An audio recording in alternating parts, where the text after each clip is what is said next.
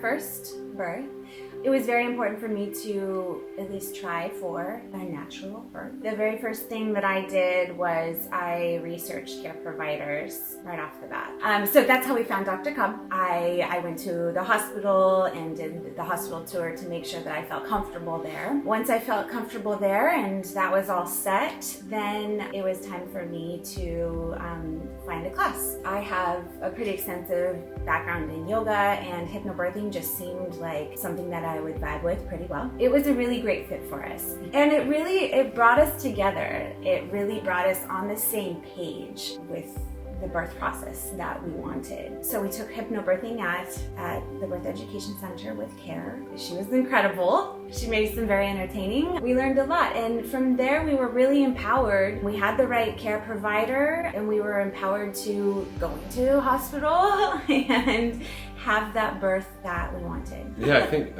one detail that occurred to me was, and I feel like most of the time, and it's not that I'm disinterested, of course, and most dads aren't disinterested, but you're a supportive role. It's kind of what your job is. Dr. Cobb's super mellow, and I like him a lot and recommend it to other friends and stuff. And then the hypnobirthing was just really useful in my view, and also helped you understand how to advocate for your family, which I think is a big part of it. Which you did. Yeah, which we had, which fortunately I felt equipped and able to kind of, stick up for yourself. It's kind of a silly thing, but it's an intimidating process going into a hospital with people that do this all the time. And I personally let people do their job, right? But when it's your family, and sometimes it's okay to ask why. It's okay to question certain recommendations if it doesn't seem right, whatever, and it helped me be able to do that in the moment. So that was good. But what happened? Baby ended up getting stuck, and after pushing for 3.5 hours, I was exhausted. It was clear that he wasn't coming out the way we wanted him to.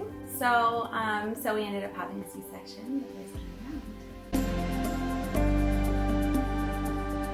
This time around, I knew that I wanted to have a vaginal birth if possible, so it was really important for me to get some education on that and to gain the confidence reassure yourself that I needed, because after trying so hard to do it, the first time and just not being able to, you lose a little bit of confidence. So I took VBAC 101 through the Birth Education Center. I felt like I was ready after that.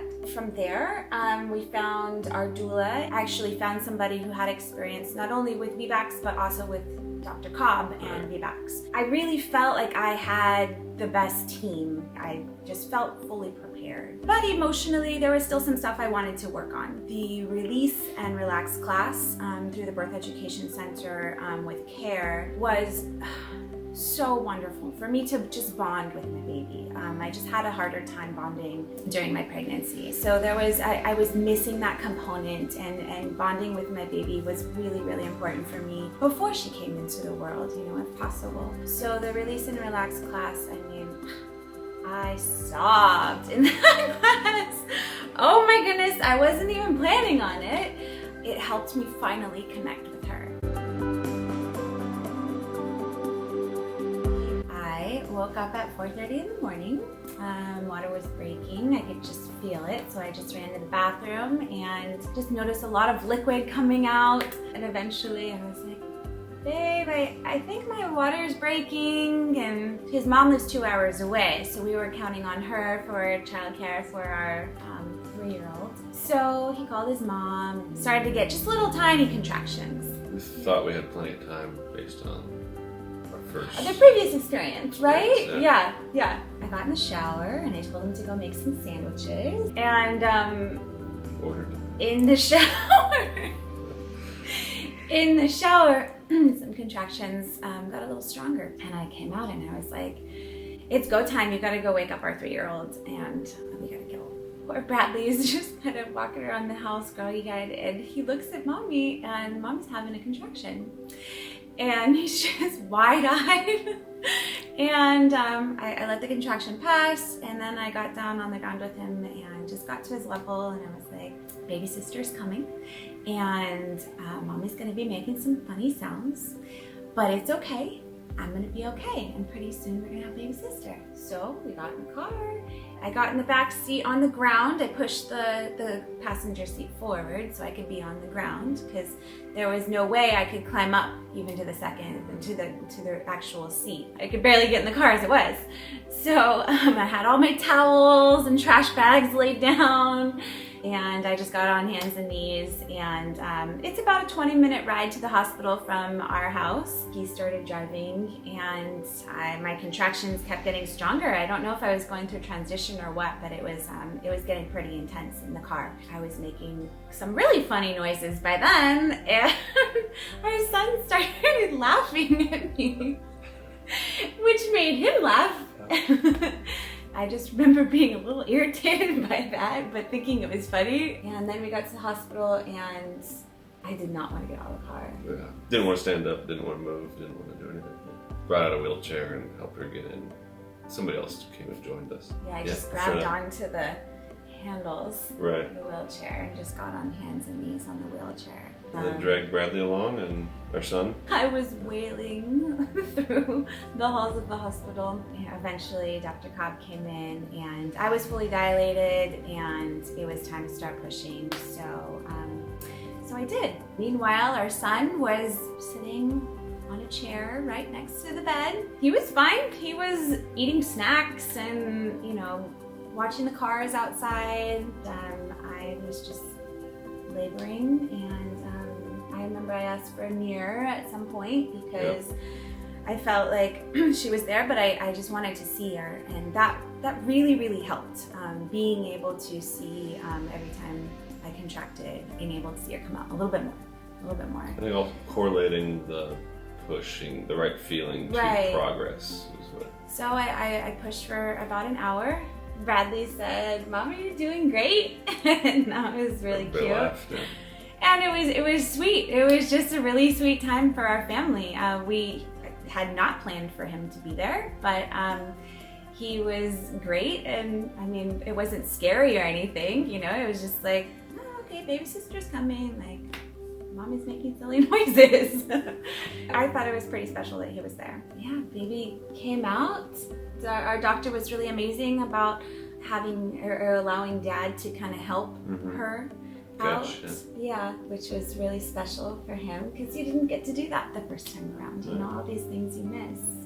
He got to cut the umbilical cord, and he was holding my son in one arm, and that was really special too. Grandma got there right after. Yeah, Grandma got there. Yeah, start to finish, I think, 3 hours? I just feel really relieved, I guess is the word, that I know that I did everything to give my baby the most healthy entrance into this world. Part of it is ego, right? Couldn't do it the first time, I'm gonna do it this time. But really afterwards, that's not what I felt. It wasn't like, yes, I did it. It was more just like I was able to give her the best way into this world.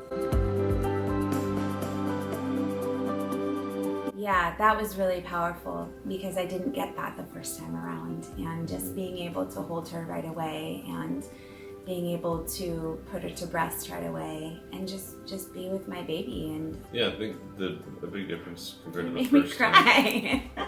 Big difference compared to the first time. I was, she just didn't feel herself after the surgery. She had epidural and stuff like that, and so she just felt groggy and things like.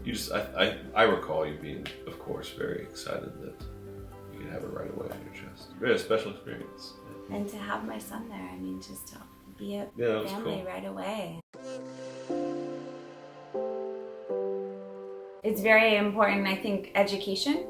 Number one, and I like to be out of the hospital for education. So whether it's through, I of course love the Birth Education Center because that's where I've done all of mine, but just someplace where people know what they're talking about. I think it's important also. We kind of had this component from the beginning, but find the right provider. In my view, that's one of the most important pieces, right? Make sure that the doctor and whoever your birth team is supportive of that goal. For me to be emotionally prepared was really important because it's a lot mentally, because you think, oh, I can't do this, I couldn't do it the first time around, how am I going to do it this time, I got stuck, or whatever the case may be. So to work through your own stuff, you know, whatever it is. Maybe it's seeing a therapist, maybe it's going to a release and relax class, maybe it's meditation, maybe it's yoga, you know, whatever it is that just make you okay with however the experience went the first time around. Because you gotta be okay with that. You gotta let that go, because this is a new process. This is a new journey. This is a different baby. And just getting ready mentally and emotionally for this next step.